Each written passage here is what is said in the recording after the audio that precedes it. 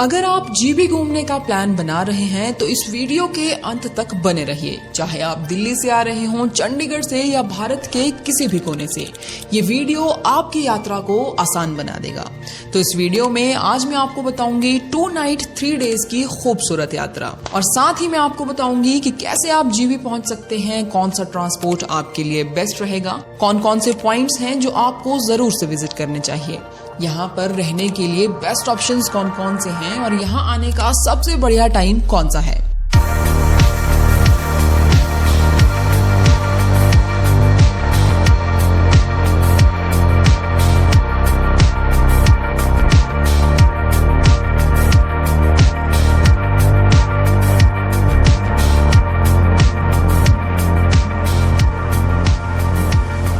तो सबसे पहले और सबसे जरूरी सवाल कि जीबी कैसे पहुंचा जाए। यहाँ पहुंचने के लिए मुख्य रूप से 2 रास्ते हैं।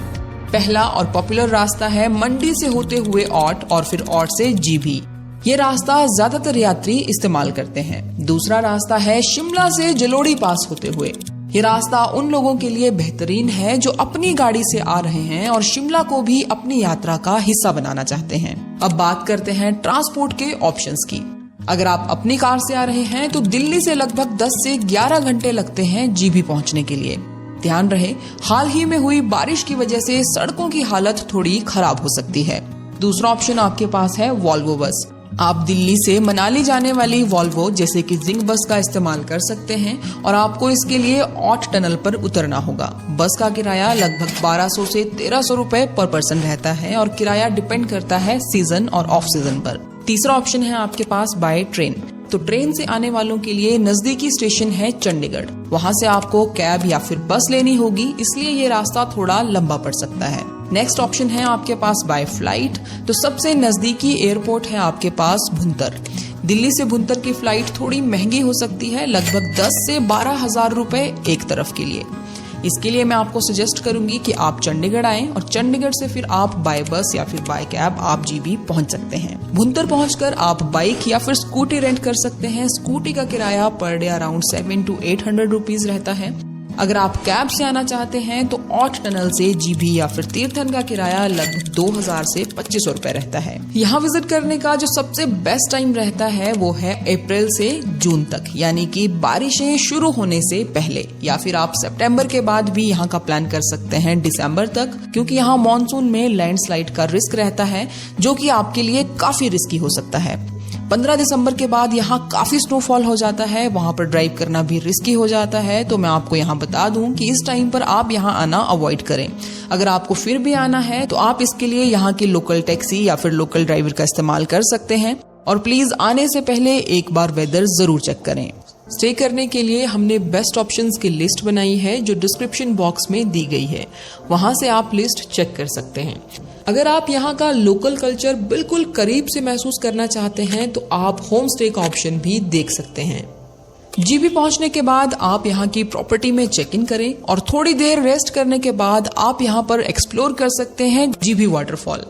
ये आप तभी करें अगर आप जीबी जल्दी पहुंच गए हो। यहाँ हमने स्टे किया था और थोड़ा वॉक करने के बाद हम पहुंच गए थे जीबी वाटरफॉल। यहाँ का एंट्री टिकट पर पर्सन 20 रुपीज है।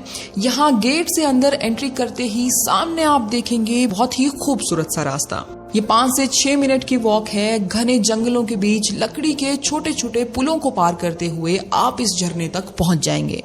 कुछ टाइम आप यहाँ स्पेंड करें। जीबी वाटरफॉल को आप अपने कैमरे में जरूर कैद करें। इसके बाद आप जीबी की लोकल मार्केट एक्सप्लोर कर सकते हैं, या फिर आप यहाँ किसी बढ़िया से कैफे में बैठकर इवनिंग स्नैक्स एंजॉय कर सकते हैं। इसके बाद शाम को आप अपने होटल में वापस जाइए और रेस्ट करिए। नेक्स्ट डे आप जाएंगे जलोड़ी पास। जीबी से जलोड़ी पास का रास्ता लगभग 40 से 50 मिनट का है, लेकिन ये काफी हाई एल्टीट्यूड पर है। ये रास्ता काफी नैरो है। अगर आपको ऐसे हिली एरियाज में ड्राइविंग करना नहीं आता है तो आप यहाँ पर टैक्सी हायर करके भी जा सकते हैं। ये काफी खड़ी चढ़ाई वाला और एडवेंचर से भरपूर रास्ता है। अगर आप अनुभवी ड्राइवर नहीं हैं तो कैब बुक करना ही बेहतर रहेगा, जिसका आने जाने का किराया लगभग 2 से 2500 रुपए रहेगा। जलोड़ी पास पहुंचते ही सामने है काली माता का मंदिर। वहीं से तीनों ट्रैक स्टार्ट होते हैं। अगर आप बिगिनर हैं और आपने अभी तक कोई ट्रैक नहीं किया है, तब भी आप आराम से सरौलसर लेक का ट्रैक कर सकते हो। ये लगभग 5 किलोमीटर का ट्रैक है जो कि सरौलसर लेक तक जाता है, जिसे पूरा करने में लगभग 2.5 से 3 घंटे लगते हैं। देवदार के जंगल के बीच बनी ये झील बिल्कुल शीशे की तरह साफ है। कहते हैं कि इस झील में अगर एक पत्ता भी गिरता है तो चिड़िया उसे उठाकर बाहर निकाल देती है। झील के किनारे एक बूढ़ी नागिन माता का छोटा सा मंदिर बना हुआ है। यहाँ बैठकर जो शांति मिलती है उसे शब्दों में बयां करना मुश्किल है। आपको यहाँ खाने पीने के लिए छोटी छोटी शॉप्स मिल जाएंगी, जहाँ पर आप चाय, कॉफी, मैगी एंजॉय कर सकते हैं। यहाँ आप टाइम स्पेंड कर सकते हैं और एंजॉय कर सकते हैं ये खूबसूरत सी वादियाँ। यहाँ पर कैंपिंग भी होती है, जहाँ पर आपको 1000 रुपए से 1500 रुपए तक पर पर्सन स्टे मिल जाता है, जिसमें आपका ब्रेकफास्ट एंड डिनर एडेड रहता है। आप चाहें तो आप यहाँ स्टे भी कर सकते हैं।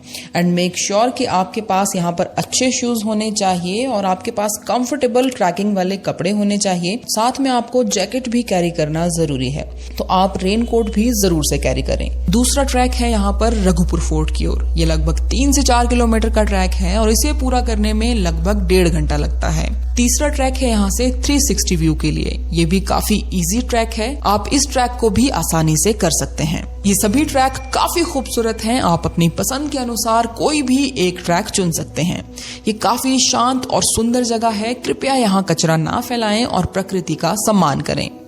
शाम को आप अपने होटल की ओर वापसी करें और रेस्ट करें। अगले दिन ब्रेकफास्ट करके आप निकल जाइए मिनी थाईलैंड कवर करने के लिए। इसके लिए आप थोड़ा जल्दी जाएंगे तो ज्यादा बेहतर रहेगा, क्योंकि ये जगह काफी क्राउडेड रहती है। यहाँ का entry ticket 20 rupees per person है। यहाँ पर आपको अपनी गाड़ी रोड साइड ही पार्क करनी होगी। हार्डली 10 मिनट की वॉक करके आप पहुंच जाएंगे मिनी थाईलैंड। यहाँ पर काफी छोटे छोटे स्टॉल्स बने हुए हैं, जहाँ पर आप यहाँ की लोकल डिश यानी कि सिड्डू ट्राई कर सकते हैं, चाय ले सकते हैं, कॉफी ले सकते हैं और मैगी एंजॉय कर सकते हैं। कुछ टाइम यहाँ स्पेंड करने के बाद आप जा सकते हैं चैनी कोठी की ओर।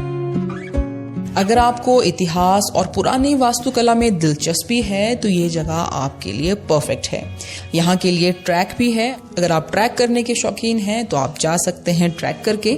अगर आप गाड़ी में जाना चाहते हैं तो वो वाला ऑप्शन भी आपको यहाँ मिल जाएगा। यहाँ जाने वाला रास्ता कच्चा है, तो यहाँ पर वही अपनी गाड़ी लेकर जाएं जो अच्छे से ड्राइव करते हों। अदरवाइज यहाँ जाने के लिए आप टैक्सी भी हायर कर सकते हैं।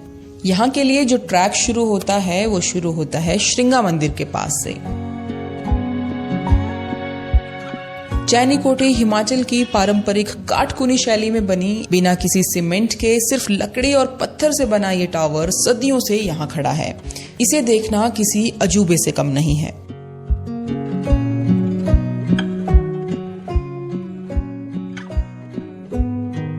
श्रृंगा ऋषि यहाँ के मुख्य देवता हैं। मंदिर की लकड़ी की नक्काशी और शांत वातावरण आपको एक अलग ही दुनिया में ले जाते हैं।